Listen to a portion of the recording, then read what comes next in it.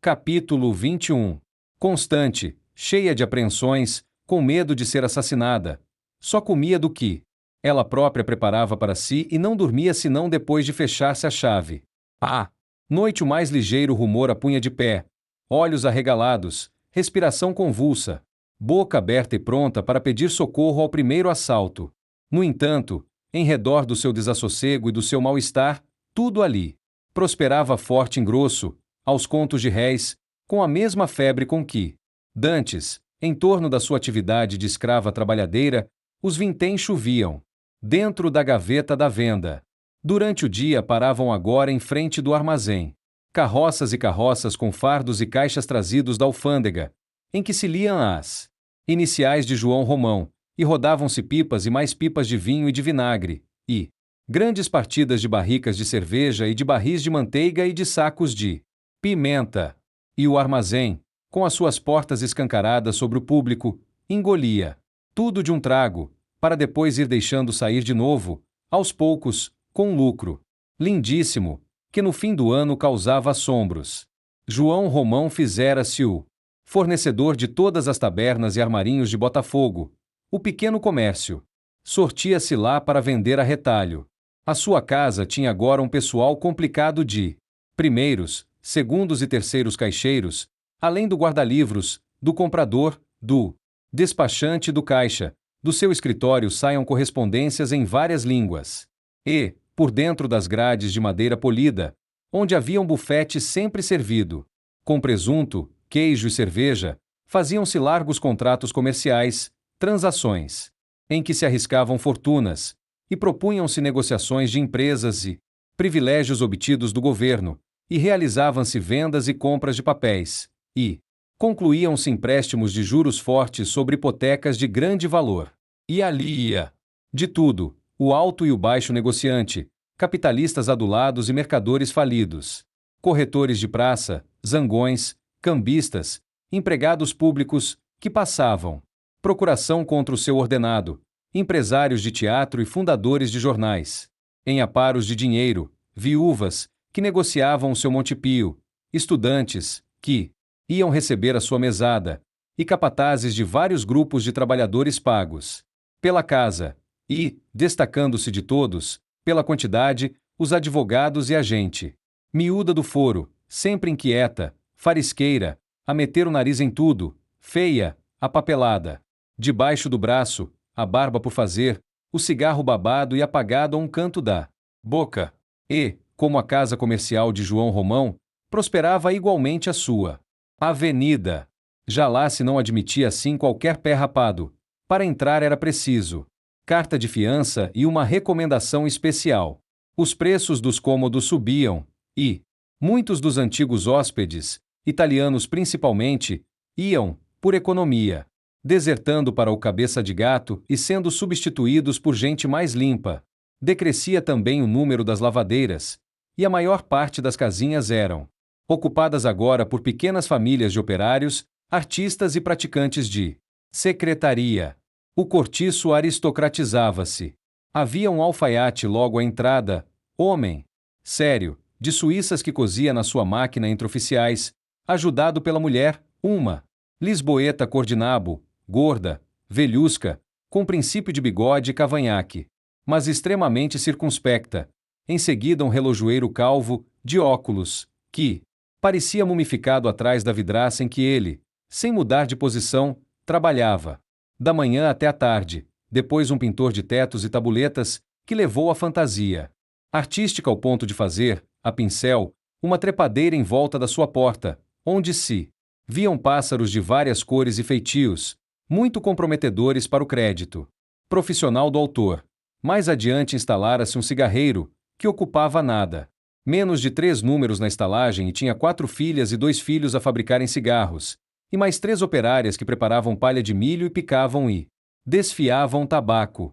Florinda, metida agora com despachante de estrada de ferro, voltará para o São Romão e trazia a sua casinha em muito bonito pé de limpeza e arranjo. Estava ainda de luto pela mãe, a pobre velha Marciana, que ultimamente havia morrido no hospício dos doidos. Aos domingos o despachante costumava receber alguns camaradas para jantar, E como a rapariga puxava os feitios da Rita Baiana, as suas noitadas acabavam sempre em pagode de dança e cantarola, mas tudo de portas adentro, que ali já se não admitiam sambas e chinfrinadas ao relento. A machona quebrara um pouco de gênio depois da morte de Agostinho e era agora visitada por um grupo de moços do comércio, entre os quais havia um pretendente à mão de Nênem, que se mirrava já de tanto esperar a seco por marido. Alexandre fora promovido a sargento, impertigava-se ainda mais dentro da sua farda nova, de botões que cegavam. A mulher, sempre indiferentemente fecunda e honesta, parecia criar bolor na sua moleza úmida e tinha um ar triste de cogumelo. Era vista com frequência dar de mamar a um pequerrucho de poucos meses, empinando muito a barriga para frente, pelo hábito de andar sempre grávida. A sua comadre Léonie continuava a visitá-la de vez em quando, aturdindo a atual pacatez daquele cenóbio, com as suas roupas gritadoras. Uma ocasião em que lá fora, um sábado à tarde, produzira grande alvoroço entre os decanos da estalagem, porque consigo levava Pombinha, que se atirara ao mundo e vivia agora em companhia dela. Pobre Pombinha! No fim dos seus primeiros 2 anos de casada já não podia suportar o marido. Todavia, a princípio, para conservar-se mulher honesta, tentou perdoar-lhe a falta de espírito, os gostos rasos e a sua risonha e fatigante palermice. De homem sem ideal, ouviu-lhe, resignada, as confidências banais nas horas íntimas do matrimônio, atendeu-o nas suas exigências mesquinhas de ciumento que chora, tratou-o com toda solicitude, quando ele esteve a decidir com uma pneumonia aguda, procurou afinar em tudo com o pobre rapaz, não lhe falou nunca em coisas que cheirassem a luxo, a arte, a estética, a originalidade, escondeu a sua mal educada e natural intuição pelo que é grande, ou belo, ou arrojado, e fingiu ligar interesse ao que ele fazia, ao que ele dizia, ao que ele ganhava, ao que ele pensava, e ao que ele conseguia com paciência na sua vida estreita de negociante rotineiro. Mas, de repente, zás! Faltou-lhe o equilíbrio e a miséria escorregou, caindo nos braços de um boêmio de talento, libertino e poeta, jogador e capoeira. O marido não deu logo pela coisa, mas começou a estranhar a mulher, a desconfiar dela e a espreitá-la, até que um belo dia, seguindo-a na rua sem ser visto, o desgraçado teve a dura certeza de que era traído pela esposa, não mais com o poeta libertino, mas com o artista dramático que muitas vezes lhe arrancara, a ele, sinceras lágrimas de comoção, declamando no teatro em honra da moral triunfante e estigmatizando o adultério com a retórica mais veemente e indignada. Não pôde iludir-se. E, a despeito do muito que amava a ingrata, rompeu com ela e entregou-a à mãe, fugindo em seguida para São Paulo. Dona Isabel, que sabia já, não desta última falcatrua da filha, mas das outras primeiras, que bem a mortificaram, coitada, desfez-se em lágrimas, aconselhou-a a que se arrependesse e mudasse de conduta. Em seguida escreveu ao genro, intercedendo por Pombinha, jurando que agora respondia por ela e pedindo-lhe que esquecesse o passado e voltasse para junto de sua mulher. O rapaz não respondeu à carta, e, daí a meses, Pombinha desapareceu da casa da mãe. Dona Isabel quase morre de desgosto. Para onde teria ido a filha? Onde está? Onde não está? Procura daqui. Procura. Daí.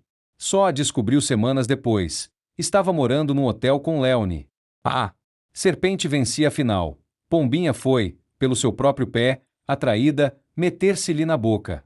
A pobre mãe chorou a filha como morta. Mas, visto que os desgostos não lhe tiraram a vida por uma vez, como a desgraçada não tinha com que matar a fome, nem forças para trabalhar, aceitou de cabeça baixa o primeiro dinheiro que Pombinha lhe mandou. E, desde então, aceitou sempre, constituindo-se a rapariga, no seu único amparo da velhice e sustentando-a com os ganhos da prostituição.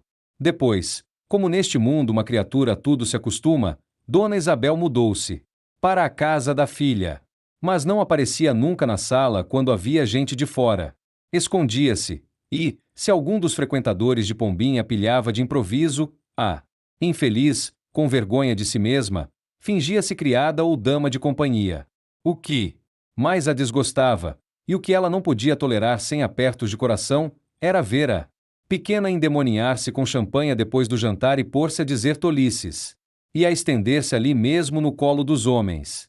Chorava sempre que a via entrar, ébria, fora de horas, depois de uma orgia, e, de desgosto em desgosto, foi-se, sentindo enfraquecer e enfermar, até cair de cama e mudar-se para uma casa de saúde, onde afinal morreu. Agora, as duas cocotes, amigas inseparáveis, terríveis naquela inquebrantável solidariedade, que fazia delas uma só cobra de duas cabeças, dominavam o alto e o baixo Rio de Janeiro. Eram vistas por toda a parte onde houvesse prazer. À tarde, antes do jantar, atravessavam o Catete em carro, descoberto, com a Juju ao lado. À noite, no teatro, em um camarote de boca. Chamavam sobre si os velhos conselheiros desfibrados pela política e ávidos de sensações extremas, ou arrastavam para os gabinetes particulares dos hotéis os sensuais e gordos fazendeiros de café, que vinham a cortes bodegar o farto, produto das safras do ano, trabalhadas pelos seus escravos. Por cima delas duas passará uma geração inteira de devassos.